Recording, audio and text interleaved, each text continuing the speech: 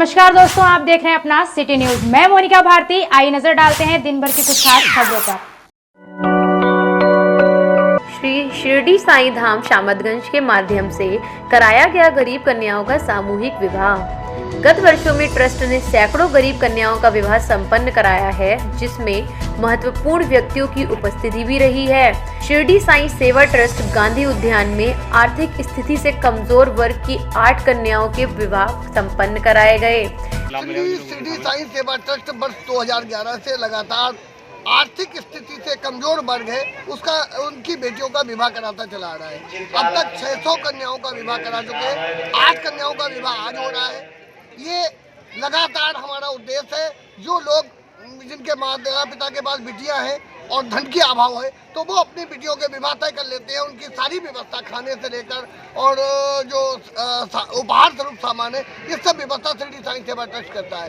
तो अब तक 608 यानी 600 पहले और 8 आज 608 कन्याओं का विवाह ट्रस्ट कराएगा, जिसमें 2 बार माननीय राज्यपाल राम नाईक जी मुख्य अतिथि रह चुके हैं। एक बार नंद गोपाल नंदी जी आ चुके हैं, जो कैबिनेट मंत्री उत्तर प्रदेश में। हमारा उद्देश्य है समाज में इसी तरह से लोगों की सेवा करते रहे। अब तक 10 कन्याओं का निकाह भी करा चुके हैं। विवाह तो हमने कराए हैं, उनमें 10 निकाह भी। आजाद हेल्थ वेलफेयर सोसाइटी के साथ विभिन्न महिला संगठनों ने महिला शक्ति मिशन के तहत लोगों को किया जागरूक।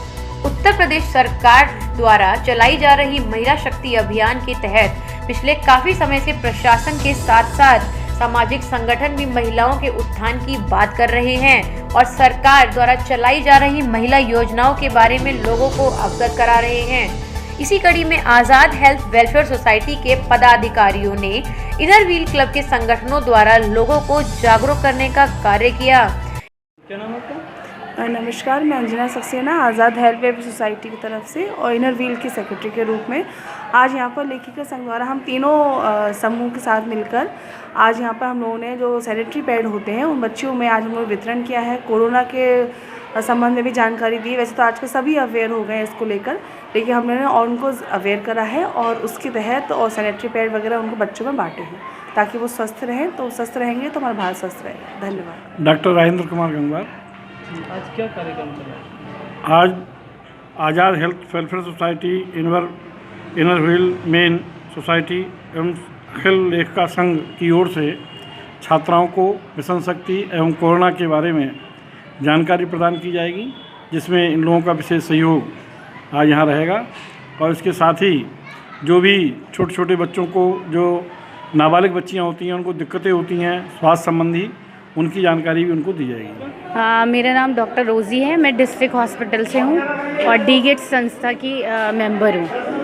आज हम यहाँ पर स्कूल में इसलिए आए हैं, गर्ल्स की हेल्थ और गर्ल्स की एजुकेशन को लेकर हम कुछ प्रोग्राम करने आए हैं। गर्ल्स की हेल्थ के लिए सैनिटरी पैड्स वगैरह डिस्ट्रीब्यूट कर रहे हैं। एजुकेशन के गर्ल्स एजुकेशन अवेयरनेस के लिए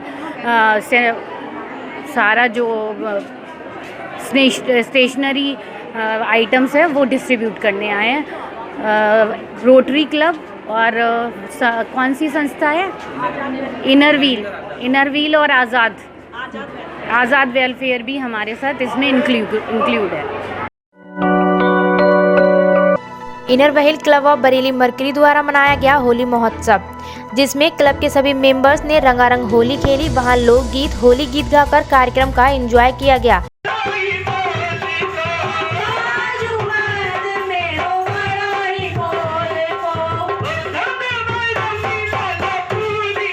और स्वच्छता के प्रति संदेश देते हुए सभी ने फूलों से होली खेली और एक दूसरे पर गुलाब जल और गेंदा के फूल पर टिश्यू के फूलों का प्रयोग किया।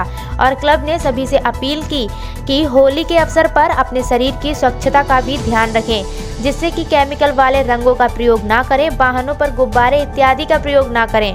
होली जैसे पावन त्योहार को सब मिलकर अच्छे और प्यार से मनाएं।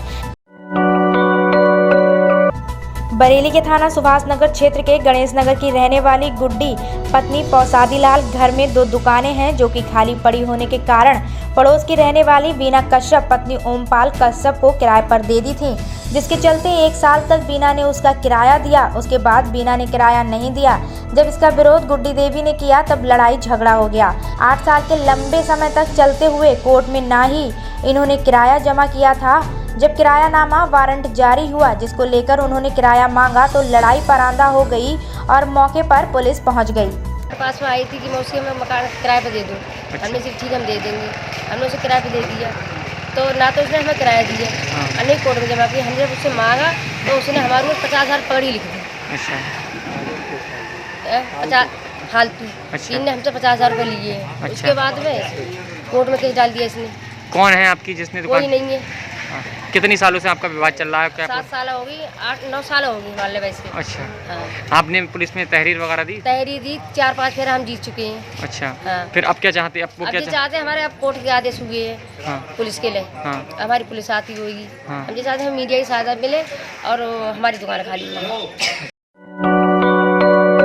बरेली के थाना कुल्हड़िया का 25 वर्षीय रहने वाला विनोद पुत्र नन्नकू प्रसाद बारात में गया था। बारात से लौटते वक्त बीसलपुर क्षेत्र के सिमरा चौराहे के पास बाइक में ट्रक ने टक्कर मार दी। पुलिस की मदद से जिला अस्पताल लेकर आ रहे थे, तभी युवक ने दम तोड़ दिया। मौत की खबर सुनते ही विनोद के घर में कोहराम मचने लगा। विनोद 3 भाइयों में सबसे बड़ा भाई था। मेरा नाम वीरपाल सिंह, ककरा कला से हैं हम। उनके चाचा लगते हैं। किसके चाचा लगते हैं आप? मृतक के। क्या नाम है मृतक का? मृतक का है विनोद कुमार, सनाब श्री जानकी प्रसाद, नकटी नारायणपुर रहने वाले हैं। और इनकी घटना जो है एक्सीडेंट हुआ है सिमरा चौराहा जो बीसलपुर क्षेत्र में लगता है। कहाँ जा रहे थे? और बारात के लिए जा रहे थे। काय से थे? बाइक से थे। किस चीज़ से टक्कर हुई है? ये नहीं कह सकते, ट्रक बता रहे हैं सर। हाँ? ट्रक से हुई। अच्छा, आपको कैसे सूचना मिली थी? हमें तो यहीं पर पता चला है रिश्तेदार में। अब जब हम यहाँ आए हैं डिस्ट्रिक्ट में। कहाँ पर मिले थे ये आपको?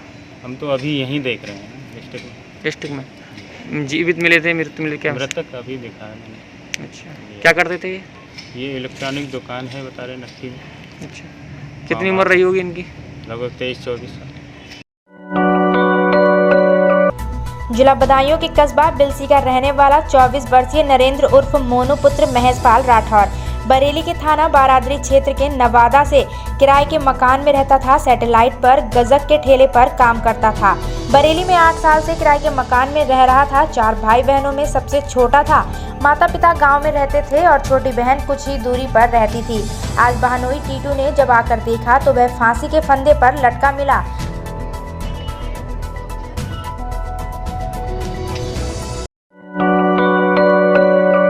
चिकित्सा संवाद में शहर के लोगों ने लिया हिस्सा। कोरोना काल में जिन लोगों ने तन मन धन से लोगों की मदद की, उसको लेकर सिद्धिविनायक कॉलेज में चिकित्सा संवाद कार्यक्रम का आयोजन किया गया, जिसके मुख्य अतिथि भाजपा के वरिष्ठ नेता गुलशन आनंद रहे, जिन्होंने कार्यक्रम का शुभारंभ दीप प्रज्वलन कर किया। इस कार्यक्रम में शहर के मुख्य लोगों के साथ विनायक हॉस्पिटल के एमडी चिकित्सा संवाद किया। इस मौके पर भाजपा के वरिष्ठ नेता गुलशन आनंद ने बताया, चिकित्सा संवाद का कार्यक्रम था सिद्धिविनायक में, आदरणीय अनुपम कपूर जी और विनायक अस्पताल के संयोजक में। और एक अनूठा प्रयास, कोरोना काल के बाद ऐसा लग रहा था कि जिन लोगों ने देश की, समाज की मरीजों की सेवा की थी, उनके साथ बैठकर बातचीत होनी चाहिए। अच्छे बुरे जो भी तजर्बे थे वो सामने आए। फिर ऐसा लगता है कि जिन लोगों ने सुदूर ग्रामीण क्षेत्र के अंदर उस कोरोना काल के अंदर सेवा की, उनकी अपनी परेशानियां रही होंगी, उसको साझा करना। और जो सरकार ने किया या सरकार आगे करने जा रही है, आदरणीय नरेंद्र मोदी जी के नेतृत्व में जो कुछ ये हुआ, आज पूरे विश्व के अंदर जो भारत की एक पहचान बनी।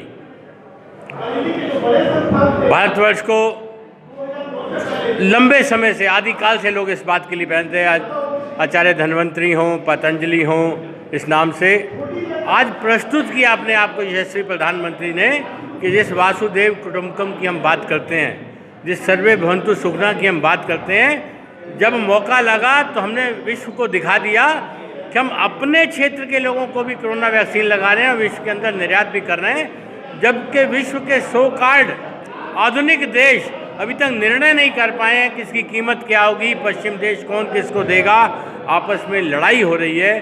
तो भारत ने नेतृत्व किया आगे बढ़कर कि देव ऐसे सब लोग जिन्होंने गांव के क्षेत्रों में सेवा करी है, ऐसे यशस्वी प्रधानमंत्री जी पर और संतोष गंगवार जी, जिनको आज यहाँ रहना था, किसी कारणवश नहीं रह पाए, उस नाते कार्यकर्ता के नाते मुझे रहना हुआ है। इस प्रार्थना के साथ कि प्रभु इस बीमारी के काल में जो लोग काल के काल में समा गए, उनके परिवारों पर कृपा बनाए रखना।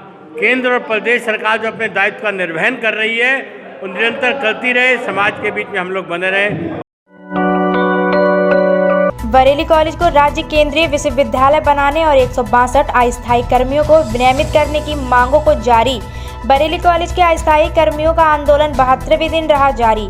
हमारे आंदोलन को आज 72 दिन हो चुके हैं और लगातार हम लोग आंदोलित हैं। आज हमने बरेली के कमिश्नर साहब को एक ज्ञापन सौंपा है और उनके माध्यम से ज्ञापन जो है हमने उत्तर प्रदेश की राज्यपाल माननीय आनंदीबेन पटेल साहब को भेजा है और उसमें मांग की है कि एक तो बरेली कॉलेज बरेली में हम लंबे अरसे से भ्रष्टाचार जो चल रहा है उस पर कार्रवाई की मांग कर रहे हैं, और दूसरी चीज़ ये जो बरेली कॉलेज में बहुत बड़ा भ्रष्टाचार पनप रहा है, ये भ्रष्टाचार हमारा मानना है, हमारे संगठन का मानना है, तब तक यहाँ पनपता रहेगा जब तक इस 183 वर्ष पुराने बरेली कॉलेज को विश्वविद्यालय नहीं बना दिया जाता है। क्योंकि लगातार जो बरेली कॉलेज में भ्रष्टाचार आंदोलन को हो चुका है, अभी तक आपको कोई सुनवाई नजर आई? आप कैसे धरने में बैठने से?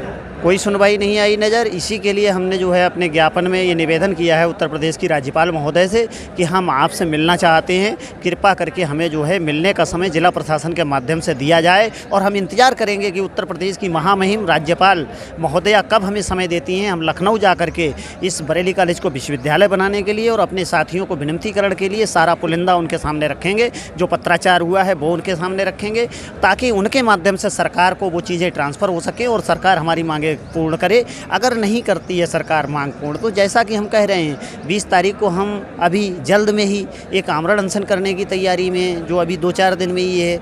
अगर उस दौरान आमरण अनशन के दौरान ज़िले का कोई प्रशासनिक अधिकारी हमारे बीच आता है और अगर ये भरोसा देता है कि आपकी बात उचित स्थान पे की जाएगी और उचित पटल तक पहुंचाई जाएगी, तो शायद हम अपना आमरण अनशन टाल दें। अन्यथा की स्थिति में हम 20 तारीख को आमरण अनशन करेंगे और हम मजबूर हैं आमरण अनशन करने के लिए, और वो आमरण अनशन तब तक जारी रहेगा जब तक हमारी ये दोनों मांग पूर्ण नहीं हो जाती है। 49वीं सीनियर महिला हैंडबॉल चैंपियनशिप में कल से पहुंचेंगी टीमें। 27 राज्यों की टीमों ने दी सहमति। इनवर्टीज में होगा उद्घाटन समारोह। हम लोगों ने एक लार्जर एस्पेक्ट में प्लान ऑफ एक्शन बनाया, जिसमें कि पिछले महीने जब हम लोगों को बरेली को ये दायित्व दिया गया, मुझे और मेरे साथियों को डिस्ट्रिक्ट ओलंपिक एसोसिएशन बनाने की प्रेरणा दी गई पांडे जी द्वारा, तो हम लोगों ने प्लान करा कि हमें बरेली हम लोगों के द्वारा एक बड़ा आयोजन हो, और उसके बाद ये आयोजन सिर्फ हैंडबॉल तक न रुके, इसके अलावा जो भी हमारे विभिन्न कैटेगरी के स्पोर्ट्स जो हॉकी ओलंपिक से जुड़े हुए हैं, उस सबके आयोजनों के लिए हम एक स्थली तैयार करें। हमारे ऑब्जेक्टिव में है कि हम खेलों की व्यवस्था कराएंगे, मैचों की व्यवस्था कराएंगे, स्टेडियम में और रखरखाव में हेल्प करेंगे, और शहर के उन सभी प्रतिष्ठित लोगों को जोड़ेंगे, जिससे कि खिलाड़ी जो है उसे जो बेसिक रिक्वायरमेंट है, चाहे वो किट हो, अच्छा भोजन हो या उसके लिए व्यवस्था हो, वो हम करेंगे। तो ये लार्जर एस्पेक्ट में है, ये एक आयोजन, एक मैं तो ये कहूँगा एक शुरुआत है। हमारी शुरुआत अच्छी होगी तो आगे भी अच्छा होगा। मेरे साथी जो मंच के दोनों तरफ बैठे हुए हैं, ये वो साथी लोग हैं जिन्होंने हम लोगों की एक आवाज़ पे, एक बात पे अपना समय भी दिया, पैसा भी दिया, धन भी दिया, और आज यहाँ मौजूद हैं। आप देखिए शहर के सभी गणमान्य हस्ती यहाँ मौजूद है दोनों तरफ। तो मैं सभी का धन्यवाद दूंगा कि इनके आशीर्वाद से, हौसले से ही हम लोग इस जगह पे पहुँच पाए कि आज हम ये आपके सामने ये प्रेस कॉन्फ्रेंस कर रहे हैं, और कल से ये आयोजन स्टार्ट हो जाएगा। बेटी बचाओ बेटी पढ़ाओ, पढ़ेंगी बेटियां तो बढ़ेंगी बेटियां। स्वदेश Bhushan girls inter college Maninath Bareilly में चल रहे राजकीय बालिका इंटर कॉलेज बरेली की इकाई का राष्ट्रीय सेवा योजना के 7 दिवसीय विशेष शिविर का 5वां दिन आज अभिगृहित मलिन बस्ती में सड़क सुरक्षा हेतु लोगों को जागरूक किया गया, जिसमें स्वयंसेवी छात्राओं ने हाथ में प्ले कार्ड लेकर जब पहनेंगे सुरक्षा की माला, दुर्घटना पे लगेगा ताला, कितनी भी कम हो दूरी, हेलमेट पहनना है जरूरी, गाड़ी में मत करो इतनी मस्ती, जिंदगी नहीं है इतनी सस्ती के नारों के साथ लोगों को जागरूक किया। द्वितीय सत्र में उप निर्देशक महिला कल्याण विभाग श्रीमती नीता अहिरवार ने स्वयंसेवी छात्राओं को महिला कल्याण विभाग की योजनाएं, मुख्यमंत्री कन्या सुमंगला योजना, Beti Bachao Beti Padhao, CPS POCSO act, JJ act एवं 18110901121021098 आदि सहायता नंबर की जानकारी प्रदान। लेकिन पुलिस से अपनी बात ना कह पाना हम लोगों की भी मजबूरी थी।